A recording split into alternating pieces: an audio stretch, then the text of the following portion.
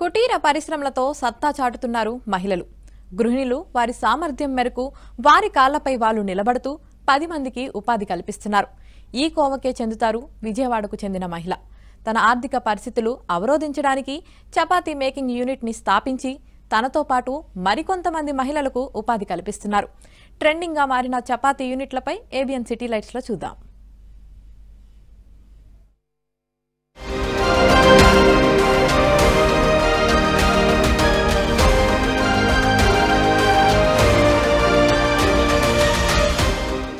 Busy life లో మగవారితో సమానంగా పోటీ పడుతున్న మహిళలకు ఇంట్లో వంట చేసే తీరిక ఉండడం లేదు.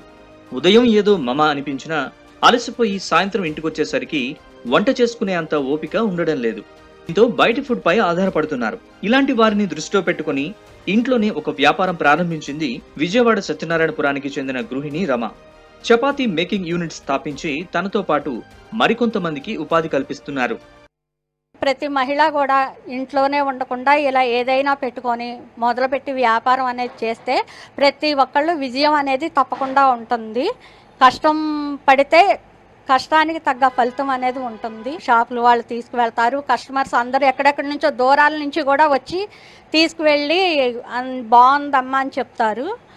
అందరూ కూడా నా కుటుంబ సభ్యులు అందరూ కూడా సహకారంతో నేను ఇది పెట్టుకొని స్థాపించి సక్సెస్ అయినందుకు ఆ దేవుడికి ఆ భగవంతుడికి అందరికీ కూడా కృతజ్ఞతలు తెలుపుకుంటున్నాను. మేము పని చేస్తున్నామని కాదు, కానీ ఇక్కడ చపాతీ కానీ ఏదైనా కానీ చాలా పర్ఫెక్ట్గా ఉంటుంది. మనం ఇంట్లో ఎలా చేసుకుంటామో అలాగే చేసుకుంటాము, బాగుంటాయి. అయితే ఇంకా 5 సంవత్సరాల నుంచి చేస్తున్నాం కదా, మా పిల్లలకి మాకు నిజంగా చాలా హెల్ప్గా. టైమింగ్స్ కూడా ఇంతకి టైమింగ్స్ బాగుంటుందండి. మార్నింగ్ 9:30 నుండి ఈ మధ్యాహ్నం 3:30 కల్లా అయిపోతుంది. చాలా అవైలబుల్గా ఉంటుంది. ఉద్యోగాలు చేసే మహిళలతో పాటు పెద్దవారు కూడా షుగర్, థైరాయిడ్ లాంటి కంప్లైంట్ల వల్ల డైట్ ప్లాన్ లో భాగంగా రాత్రిపూట చపాతీ తినేందుకు ఆసక్తి చూపిస్తున్నారు. నిత్యం హోటల్స్ నుంచి తెచ్చుకోవాలంటే మధ్యతరగతి వారికి కాస్త భారమే.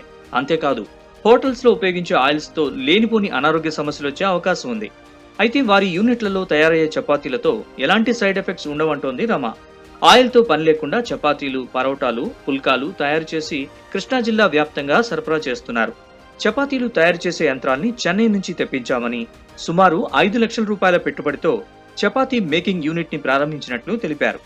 ఈ ఇన్స్టెంట్ చపాతీల్ని కొనుగోలు చేసేందుకు ఉద్యోగస్తులు, మహిళలు, పెద్దవారితో పాటు ఇంట్లో చిన్నపిల్లలు ఉండడం వల్ల చపాతీలు చేసుకోలేని గృహిణులు సైతం కొనుగోలు చేస్తున్నారని తెలిపారు.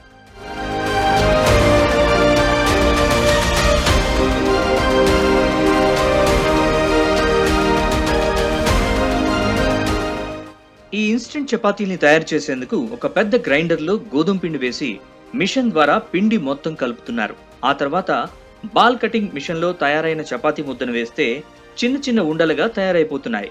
వాటిని ప్రెస్సింగ్ మిషన్ లో పెట్టగానే చపాతీలుగా సిద్ధమవుతున్నాయి.